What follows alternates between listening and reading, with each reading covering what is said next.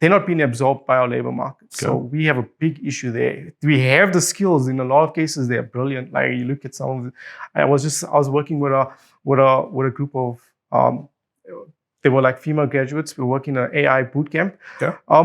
Absolutely brilliant. They know how to code. They know everything about data science, and it's just that they struggle to get those entry-level jobs.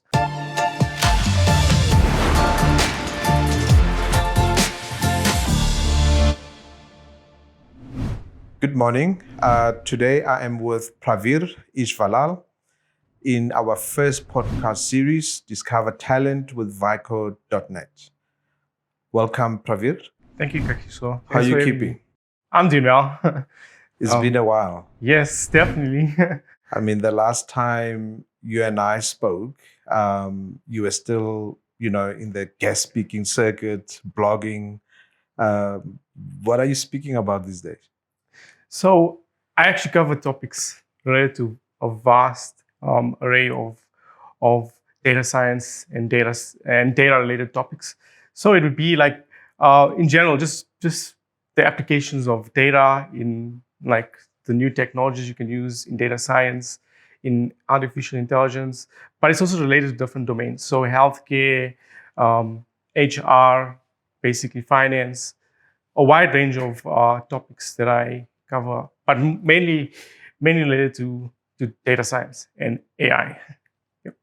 Oh, okay.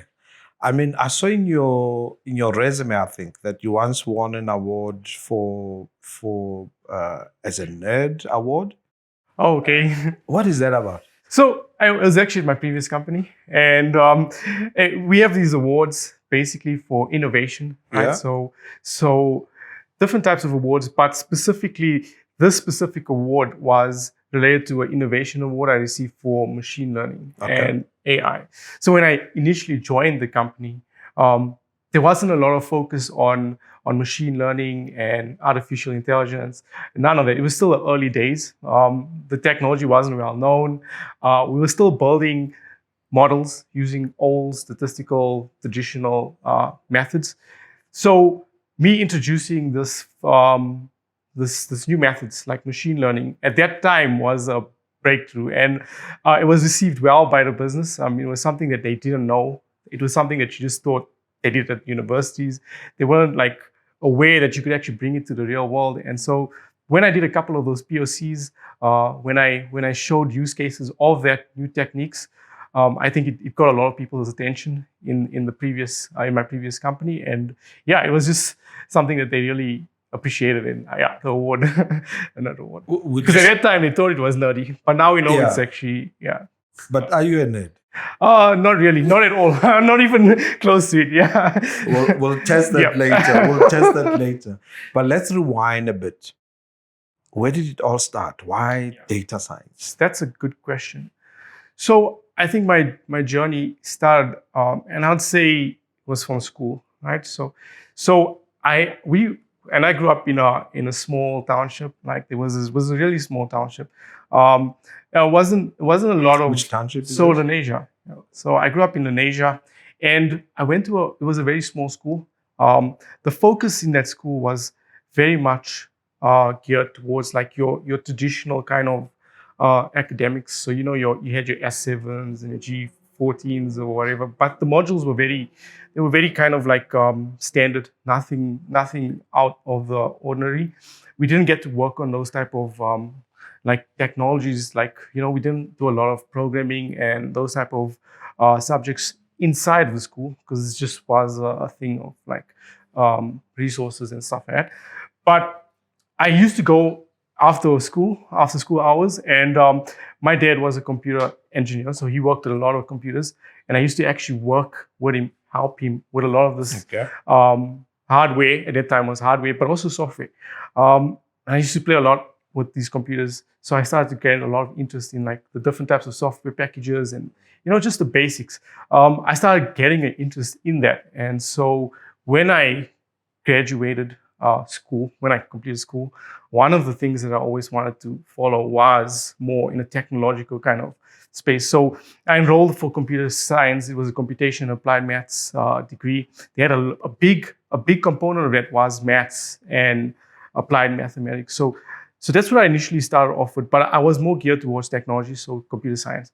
Then over time, while actually completing my studies, I started to tend towards to shift more towards the statistical and the mathematical side of that specific qualification I was working towards.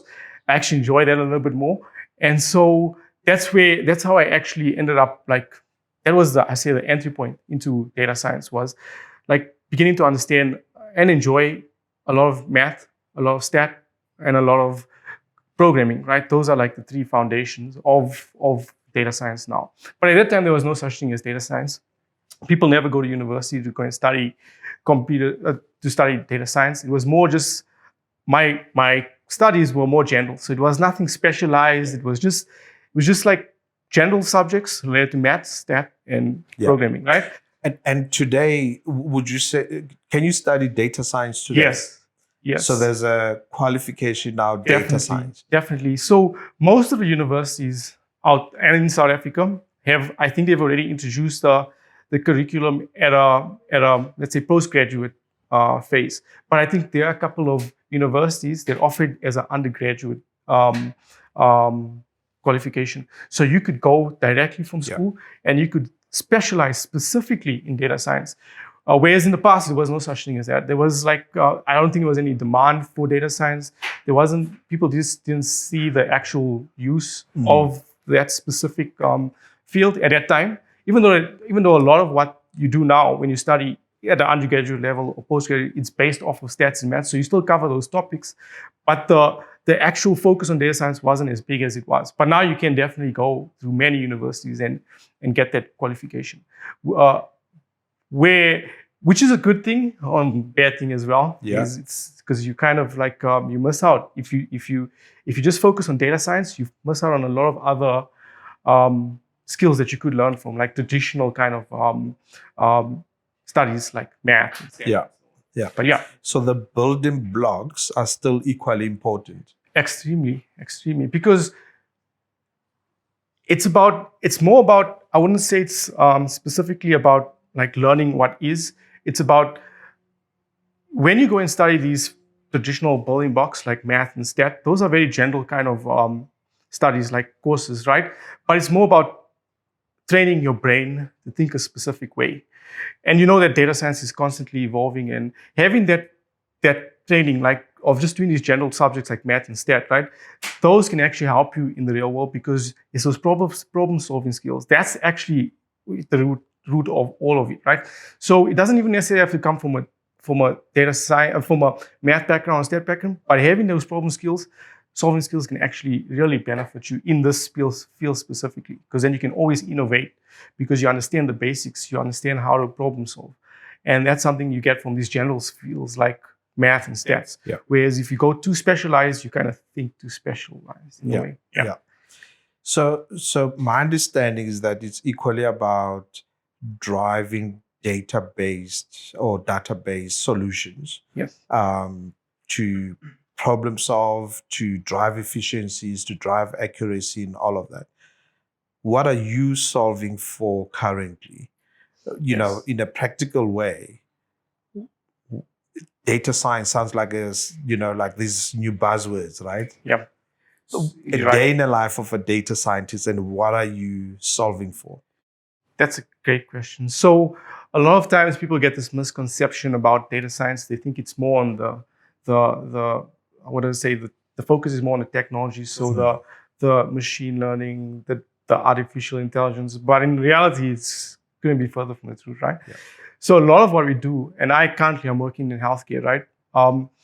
Although my title might have changed, so it's no more statisticians, they call us data scientists, but on a day-to-day basis, that's specifically what we do. It's like looking at large amounts of data, but actually being able to clean that data, understand the data, work with the data, and then maybe build a machine learning model or an AI, those more fancy buzzword terms that you use.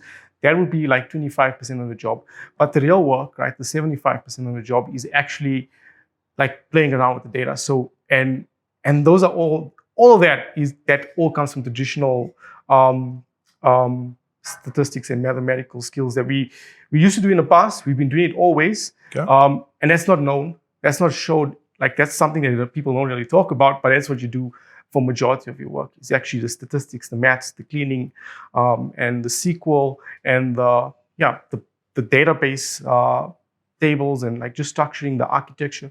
That's all things we've been doing for years, but we don't speak about that. We only speak about machine learning and artificial intelligence, which is like 25% of the job, if you're lucky. In most cases, you don't even need that. So yeah, but on a daily basis, it's more statistics, understanding data analysis, basically. Yeah. Okay. And let's make it a bit more practical. What are you solving for? Give us an example. Okay. Where you've applied these methodologies, these tools, and how it improves our lives. As you said, you're in the healthcare sector. Yep. I'm hoping that it's for the improvement of patients, and how we operate as well.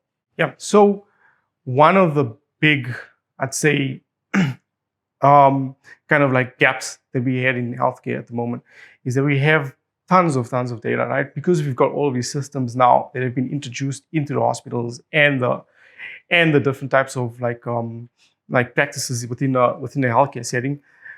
We have these machines that are collecting data, right? So there's a lot of data being collected and stored on a daily basis, right? And that actually is like a gold mine in the sense that we have now access to information. We know a lot more. We have that access, but it's about what are we learning from that new information that's coming through, right? So being able to take that information in big formats, in big data, and actually make sense of it, right? That's where the biggest value is coming in.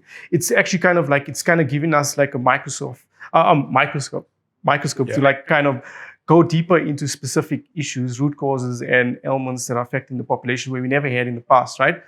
And so a lot of academics, a lot of researchers actually want to tap into that type of data sources. So like, for example, for us, one of the projects that we're working on is like optimize. It's more around precision, right? So there's this buzzword called precision healthcare, like precision medicine, right? And it's essentially being able to take an individual, a unique individual, and cater healthcare solutions for him, specifically for him, not generalized solutions, but specifically for an individual, right? And the only way you can do that is by having a lot of data on people that are very similar to you as in their makeup and like in their type of ailments. So taking all the data that we receive that are from cases that fit similar profiles to you, having a look at it, analyzing those type of individuals, and then catering something that is very unique to you is something that we couldn't do in the past. In the past, I wouldn't say we couldn't, but it was way more difficult and way more expensive to do something like that. So for example, I'll give you an example was, let's say cancer, right? Cancer treatment, for example. And we all know there's multiple different ways, chemotherapies that could be given to you as an individual, right? Some of them might work for you, some of them might not, right? Previously, those type of chemotherapies were like kind of generalized. You could get a very specialized treatment plan for you, right? But it would take really, really long to do. You'd have to send your samples to somewhere in Geneva. They'd spend like a couple of $1 million to get a personalized treatment plan.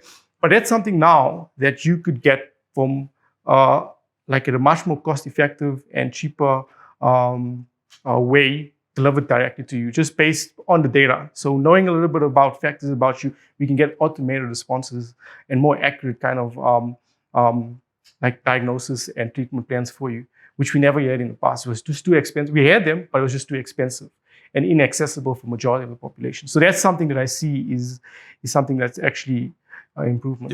Yeah. Okay. So you take structured data, unstructured data, you analyze that. With modern technology, you process that a bit quicker. To improve, I suppose, solutions that have been there, but with more precision, right? That's it. So that I can live longer. That's it. And get sick less. And That's work the value. more. Okay, I'm not sure I like that solution, but no. I mean, it's fantastic. I mean, this is typically so. In a way, data scientists, whichever way you look at it, you could be in the business of saving lives, right? Definitely. So it's quite powerful in that way.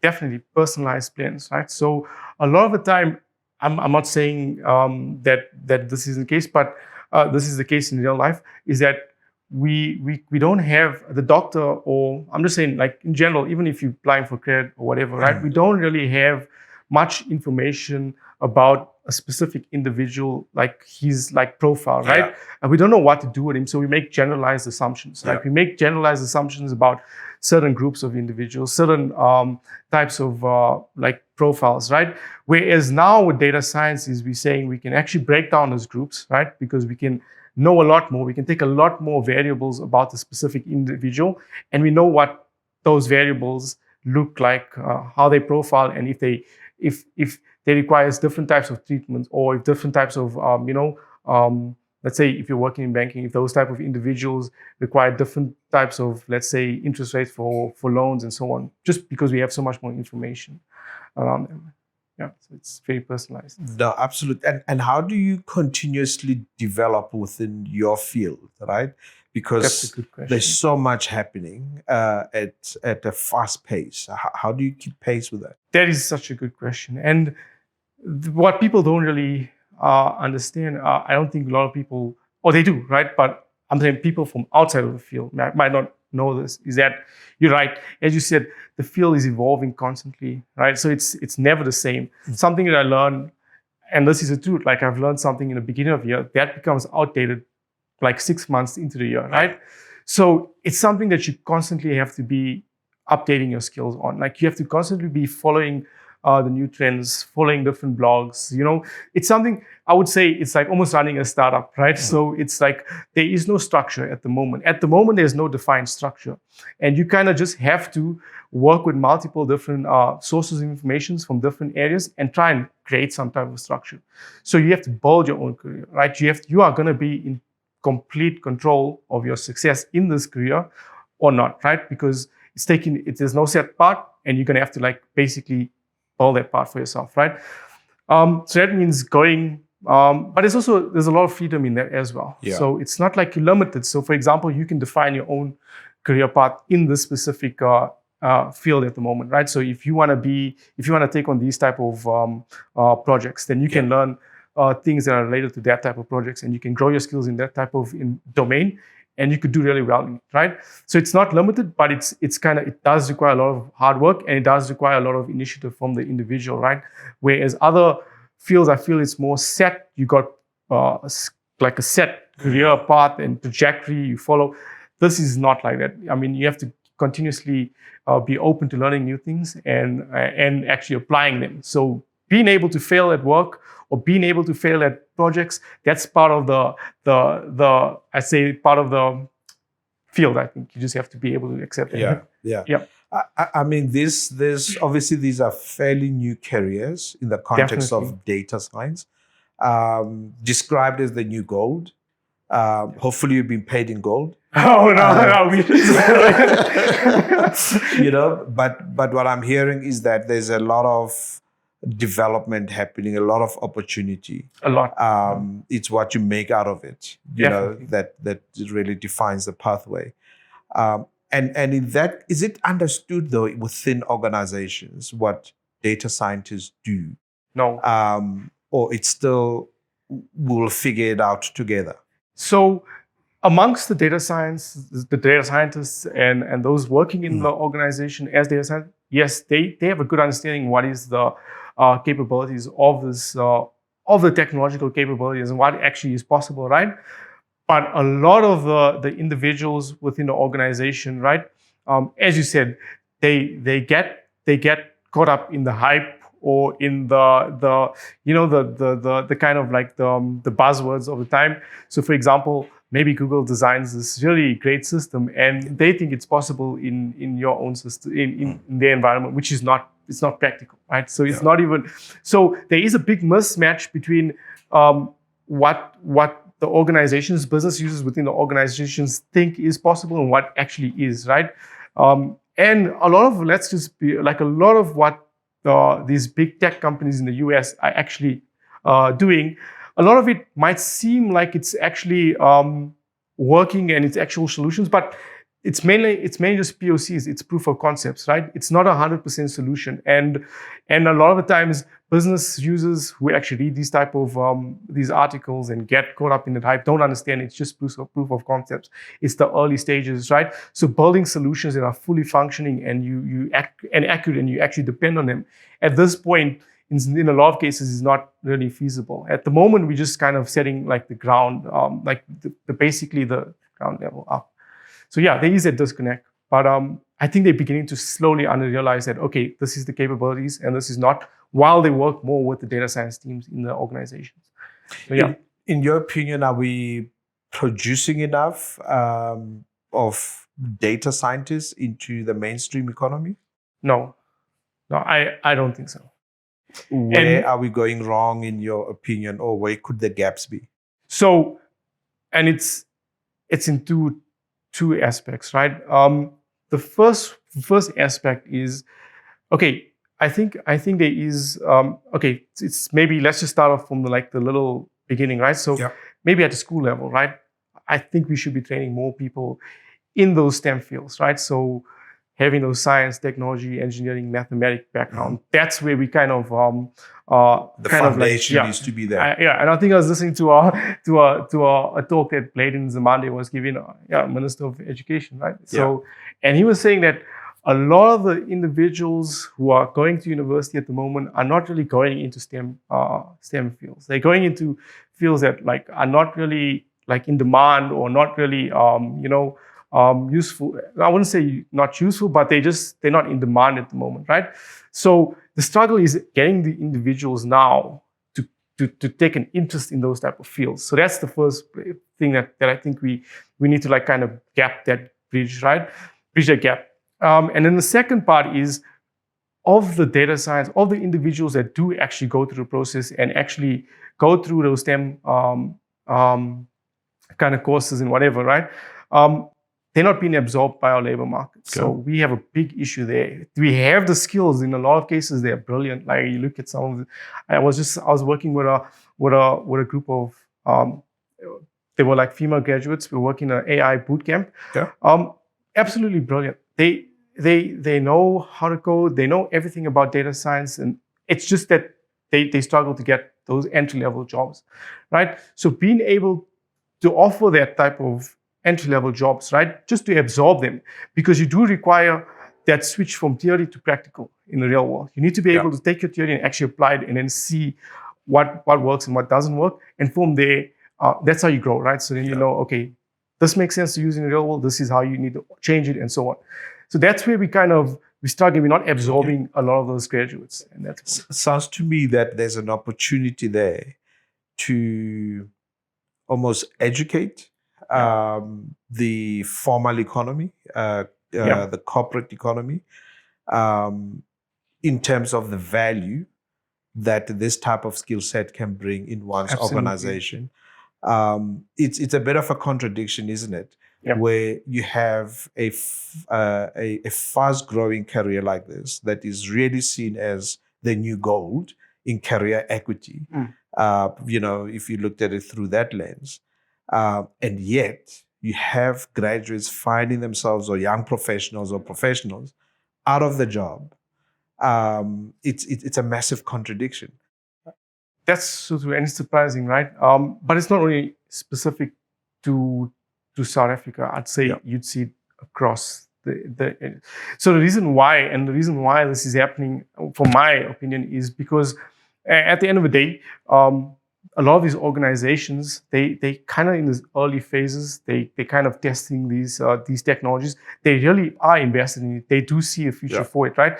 But if you want to make a use case for why this is so important, at the moment you kind of need the way the thinking is that you need a lot of experienced individuals who can do a really good job and who can really build out those innovative solutions. Yeah. Then when the companies actually see the ROI, the return on investment, then you have more budget to go and hire more individuals. Now that is a really difficult conundrum we're kind of in, because we should be getting we should be investing at a root level. So getting the youngsters in, right? Training them, getting them to a point where they actually understand the business, and then from there building on that, right? At the moment, what we're doing is we're looking for people with years and years of experience, trying to bring them into your organization, paying them fat. So we're actually looking for ready-made, hit the ground running. That's the problem.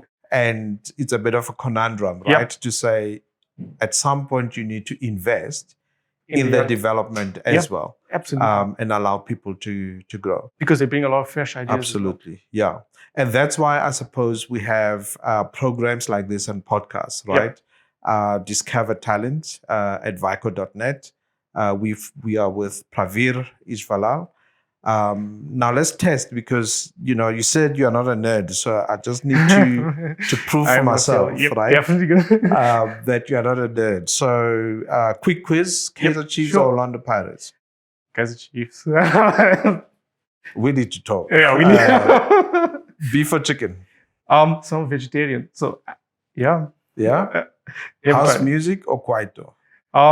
So I used to enjoy house music, but I see kwaito is actually getting a little bit better. So I'd say a bit of both. You can't be on the fence. One. Okay, so I'll say house for now. But House music. Apple or Samsung? Samsung. Lamborghini or Range Rover? For me personally, it would be a Lamborghini. Yeah. The Kardashians or the Real Housewives? I know you watched them. I've never, not in my life, never. But if I had to I'd probably go for Kim Kardashian and everything, just because there's so much more drama and just. And your side hustle? What's your side hustle? So I actually I do a lot of blogging. Blogging. I do a lot of. I'm trying to get more involved in a lot of speaking events. Just networking. So definitely enjoy it. Pravir Ishvarlal, data scientist in the healthcare center. Thank you, sir. Thank you. Thanks so much. Thank you.